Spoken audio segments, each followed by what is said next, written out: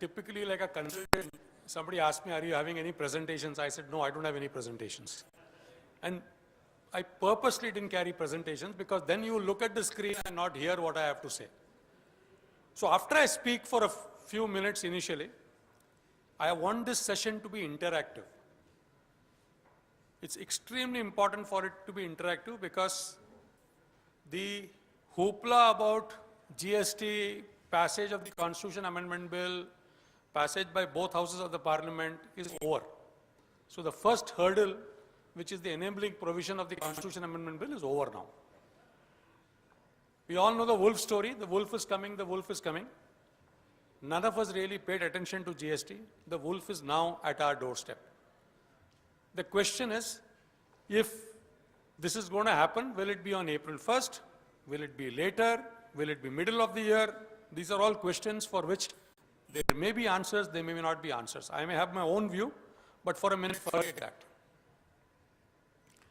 For an organization and a sector like you, you need to concentrate on what you really need to do as far as GST is concerned. So before I get into what you need to do, let me just give you a quick snapshot of what is this animal all about. Why do we need GST? And why did we at all have to amend the Constitution? The reason is, in India, the value chain and supply chain taxing powers are broken up between the center and the state. So the center has the power to import, to apply customs duty on goods. The center has the power to charge manufacturing tax in the form of excise duty. And the center has the power to levy service tax under service tax. The states have the power on levying VAT or value-added tax for intra-state sale transactions, and the state collects central sales tax on interstate transactions as a delegated authority, because the central sales tax is primarily a central act. And then you have center taxing, state taxing stamp duty transactions of land, fully built property, and so on and so forth. Entry tax is another area that the state gets involved in. And then there is also entertainment tax, which could be state, municipality, and so on and so forth. So fundamentally, in a typical retail chain of the nature that you have, if you buy a manufactured good, you pay excise duty. If you bought it from a state other than where you are, you would have ended up paying CST. And then when you sell, you end up paying VAT. In your shop, it could be a modern format, it could be a traditional format. And when you bought and sold those goods, you never got credit of excise duty that was embedded in those goods. You never got credit of CST if you brought it from another state, because that was a tax that was collected by the origin state. And then you applied VAT over and above. All this led to cascading. This is one example. Similarly, in imports, when you imported a goods and then you sold it in a retail chain, you basically never got credit on any of the import duties that you paid, because what you sell, you incur VAT in a state. To avoid all these issues, India has been wanting a goods and service tax. The ideal that would have been possible for India was to have one goods and service tax, but that is never reality, because India is a unique federal structure where states are fiscally autonomous, center is fiscally autonomous. That's why we have these two separate statutes of taxation for partial value chains. And that is the reason the Constitution had to be amended for both the state and center to concurrently levy goods and service tax on the same value chain. That's the reason why the entire amendment bill of the Constitution happened. You also know that India has a very unique GST model. So just to give you a snapshot, when you supply goods and services within the state, that transaction will incur central GST and state GST. So if you sold, say, an apparel for 100 rupees in the state of Delhi where you're sitting, you will apply, say the rate is, say, just for hypothetical reasons, easy reasons, it's 20%, 10% CGST, 10% state GST, you would have on the 100 rupees sale of goods supplied 10 rupees of CGST and 10 rupees of SGST. And in case you are a wholesaler and you sold it to a retailer, he would have claimed credit of this 10 rupees that you paid, and he would have on the value addition paid another 10% CGST and a 10% SGST, and the value chain would have gone on, and ultimately it will go and stop as a tax cost on the consumer. When it becomes the end chain of B2C, it's the consumer who pays. On interstate transactions, that is, if you sold goods from Delhi to say Haryana, those transactions both for supply and goods and services will attract something called as the integrated GST. Integrated GST is to some extent the combination of the state GST and SGST. The integrated GST, because GST is a destination-based tax, will have tax of the state to which the goods are destined or where the ultimate consumption is. So that's the third level of GST. Our model law that was made public some weeks ago also has a concept that even for self-supplies, so suppose you did stock transfer within your same legal entity, even those nature of self-supplies without a consideration will also suffer GST, depending on whether it's a local supply or an interstate supply of the nature of CGST, SGST or IGST.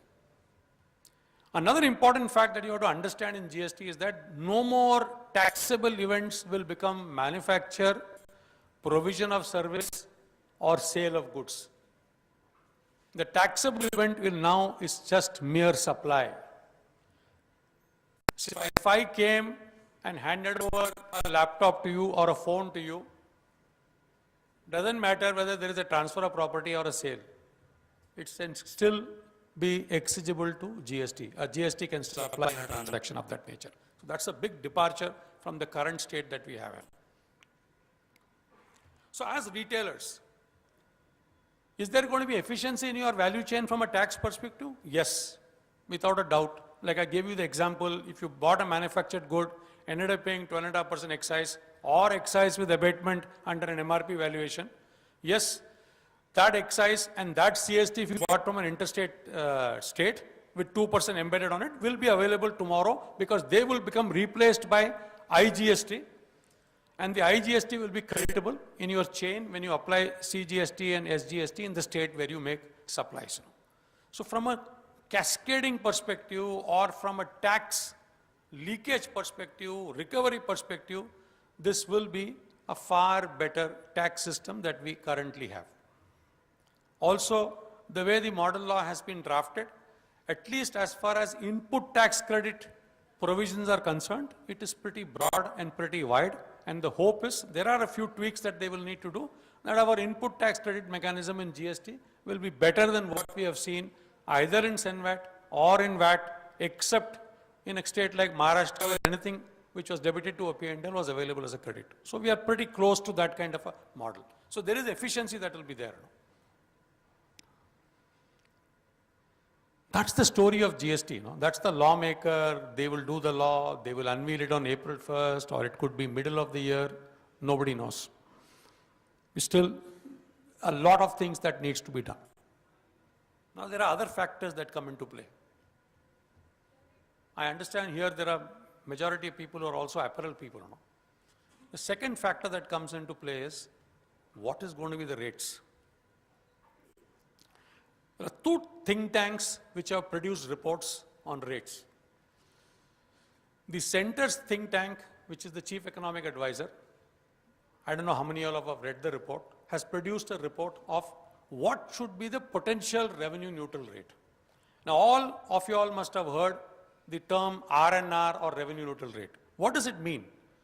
A revenue neutral rate means today if I collect X crores of rupees as central taxes across customs duty, excise and service tax, and when I say customs duties, for a minute ignore basic customs duty, and if the states are collecting VAT, entry tax, entertainment tax and CST of Y crores, X plus Y, if I have to collect the same X plus Y in the GST scenario on the GST base, what is the rate that I should come up with?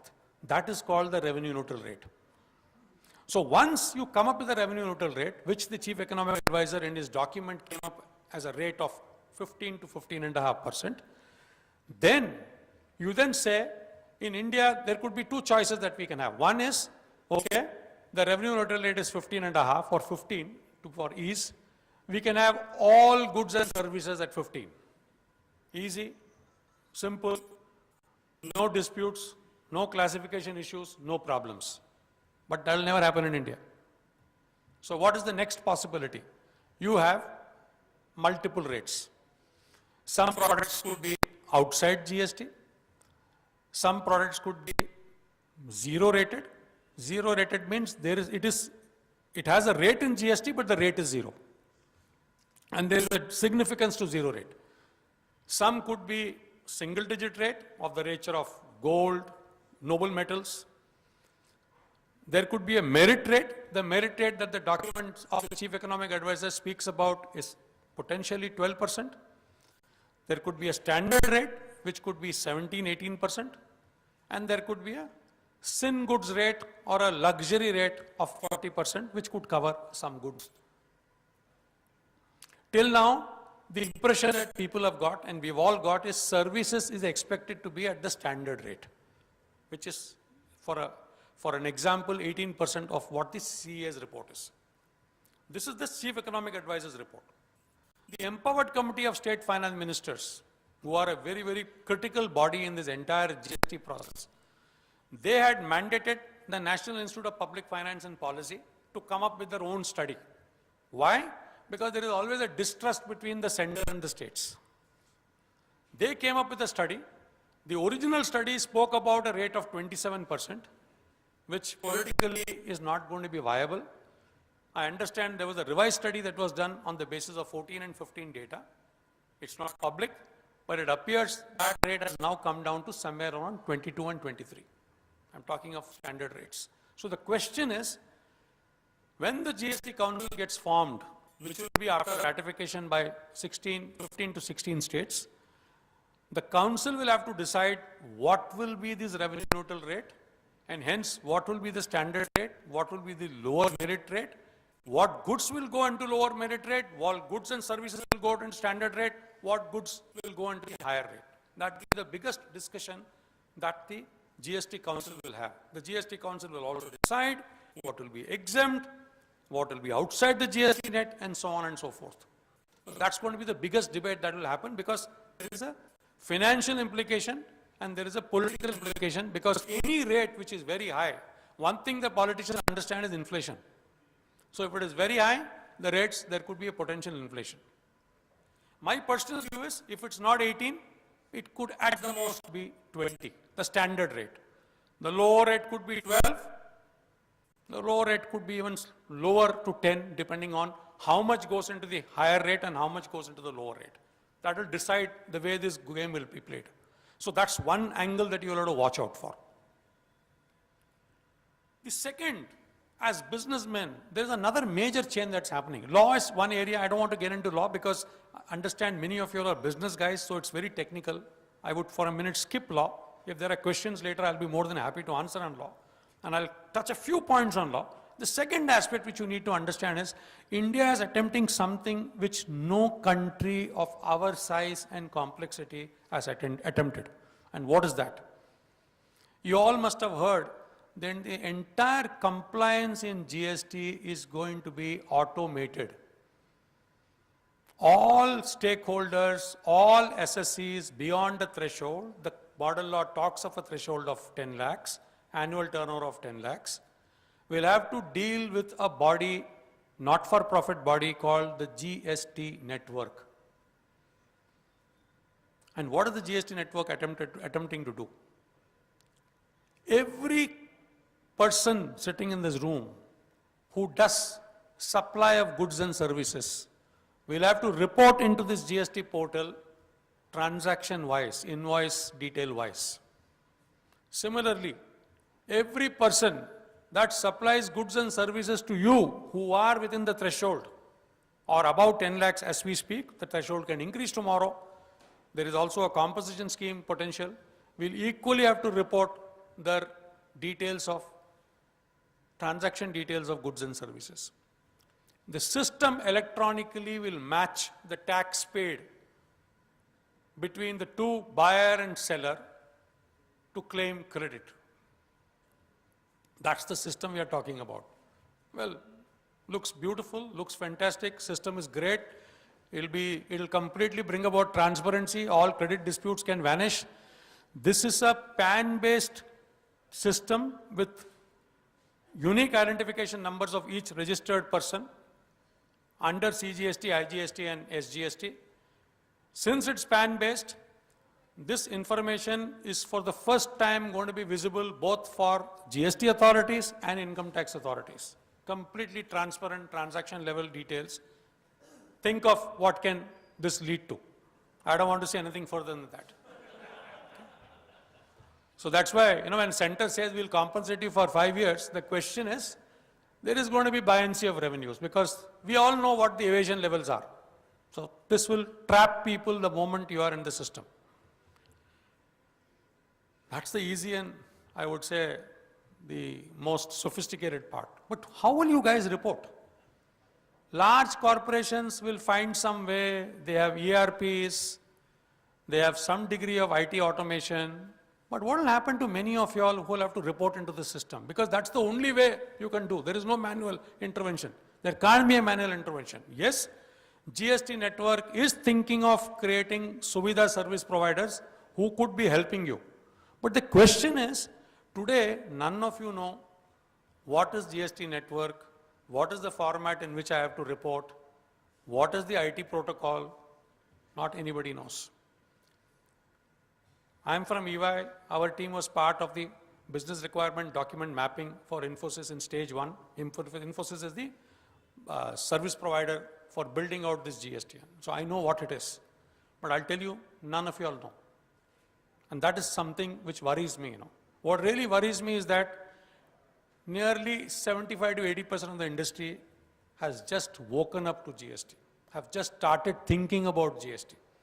25%, yes, smart guys have thought about GST 6 months in advance. Several have done several processes, are at least somewhere there. To give you an example, in Malaysia, they knew about the law a year plus in advance. They had a simple GST, single GST, moderate rate.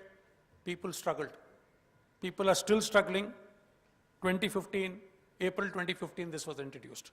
So imagine in a country like India, which is so large, complex GST model, federal structure, you have CGST, you have SGST, you have IGST, you have to track each of these credit pools in every state that you are present, and then you have to do electronic matching and report in the manner the government is expecting you to report. So just imagine what this means for the industry. People say GST is a tax reform. Yeah, I lead the indirect tax practice for EY in India. I'm a tax professional. Let me tell you, GST is anything but tax. GST will impact every aspect of the business that you do. GST will impact pricing of products. GST will impact margin of products. GST will impact working capital. GST will impact processes. GST will want you to make IT infrastructure. We'll have to invest in IT infrastructure for you to survive in this system, or you need a third party to support you. So GST will really change the way you did business today. Everything will change. Efficiency, supply chain models, logistics, that's why you're seeing in share market, logistics company share prices are going up. So it's a big, big change. And if you have not thought of it, please start thinking about it, because the idea of GST, the time has come. Whether it's April 1st or July, we don't know. But let me tell you, this is going to dawn upon you, and from now on, it's race against the wall. That's the story of GST. So I've given you, this is a subject I was telling somebody, I can speak for the next 12 hours and still not complete what I'm going to talk. So I've given you a quick snapshot of what this animal is, what this tax reform is, what as RAI stakeholders you need to do for you to be ready to leverage the competitive benefit and the cost model in GST. Yes, rate is a joker in the pack.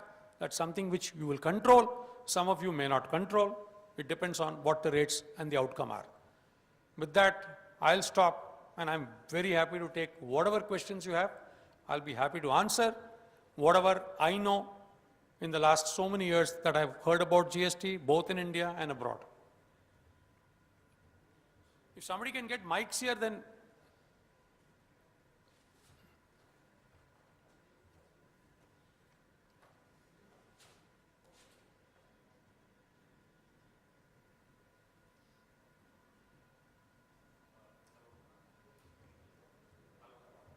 what will happen to branch transfers? Whether those extremely important. I mentioned about there is a schedule in the model law which says self-supplies between two taxable persons, and taxable persons has been defined as anybody who has registration. Any supply between these two taxable persons, even within the same legal entity, which is stock transfer, will be subject to GST. IGST. No, IGST, stock transfer can even be between two registrations in the same state, if there are two registrations in the same state for whatever reasons. One more complication from the law. We all are very familiar with MRP-based valuation in excise, right? MRP-based valuation, you have RSP in garments, you have MRP of consumer electronics, so on and so forth, where you basically paid less an abatement depending on what that product was and what that abatement was. The whole concept of MRP-based valuation is gone. Going forward, it will be transaction value. So very simplistically put, if you are dealing between unrelated parties, transaction value should be the invoice value, right? So that is the value that which you will play with. MRP may remain from a legal metrology act for labeling purposes, but otherwise the whole concept of MRP is gone. So transaction value means there could be disputes that can keep coming in the whole concept of transaction value. Somebody will say, is this the right transaction value? Though in unrelated parties that should not happen. But now stock transfer will also become transaction value, which is quite surprising. What could be the value? It's a wash-through transaction. So we are having all those conversations because when a lawmaker makes law, they do it in isolation. They don't understand what the business is all about. So those conversations are happening. Hopefully some of those tweaks may happen. But stock transfer will be subject to IGST. But MRP is there, so MRP inclusive of tax would be there. No, MRP you might put it for a consumer protection perspective. So legal metrology is consumer protection. We borrowed that MRP principle for excise valuation under section 4A, right? Valuation angle for the payment of GST, no more MRP will remain. What's going to happen to the last end of transaction where the consumer is not taking the credit? At the point of sale, is the MRP inclusive of GST? Or if you charge extra? No, if you sold an MRP, you will have to bear GST on that. No, it will not be on the basis of MRP because once you call transaction value, it's the price at which I sold. I may sell below MRP. It's the price at which you sold. Sorry, one more question. Whether the CGST and SGST could have different rates in same state, different states? Yeah, so very, very valid question. There is an agreement, I hope they don't do that, that states may be allowed a band of 2% of rates. What do I mean by that? So suppose 20% is the rate and the SGST is say 10%. Some state can have 9%, some can have 11%. It's principally agreed, but let me tell you, in my view, nobody will do that because the moment you do that, you will again have no common market, the diversions will start. So hope is commercial wisdom will prevail on everybody who's in the model of GST. But technically that point is existing. That could be a big challenge. I mean, absolute big challenge, absolutely. We are really hoping that won't happen. In case of stock transfers, how the IGST is going to split? No, so you don't worry about the IGST split. The GSTN will also act like a clearing mechanism. You will pay IGST to the central government because the central government has taken the power of charging IGST. They will then distribute net of credit to the destination state. It's not your headache. And that's a clearing mechanism. What about the other services that we take in the business? like maybe telephone bill or electricity No, bill. so I'll or- give you an or example in consulting. retail, another big thing in a retail. I have a massive showroom, Yeah. right? I sell goods from there. The showroom has rental charges. There is service tax embedded in rental. You may have security. There is service tax embedded in security. You may have lease line. There is service tax in lease lines. Today, none of us was creditable because it was a central levy. You sold goods which was a state levy under VAT, no credit. Tomorrow, they will all be creditable. So all these credits has to be state-wise, or you can claim it in the center? You may have to maintain credit pools state-wise, but they are creditable. I have a question.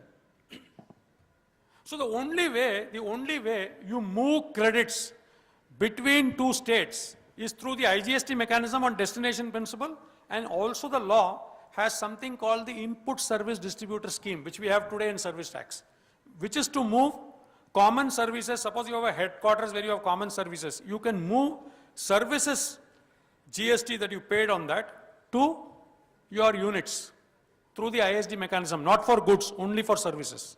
For goods, the only way you can do is when you have an IGST transaction.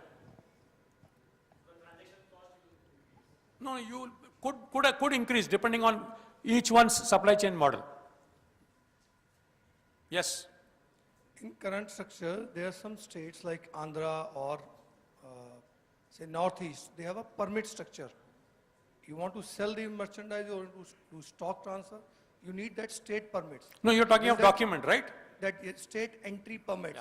So will it continue or will they go out? No. So, frankly speaking, none of them should continue. You should have no F forms, you should have no C forms, you should have no waybills. They are called waybills in a broader term. You should have not. But having said that, when we went through the law in detail, states being states, I mean, you know how it is. They all are coming from the same legacy of 30, 40 years. You can't change overnight. Leopards can't change a spot, So they have put in a particular section, section 61, saying that, oh, you have to take documents from us. So we are protesting against that. Because if you go back to the same checkposts, if you go back to the same truck standing for hours in a border, you have achieved nothing, The whole concept of GST is common market, free movement of goods. So hopefully, they should not be there.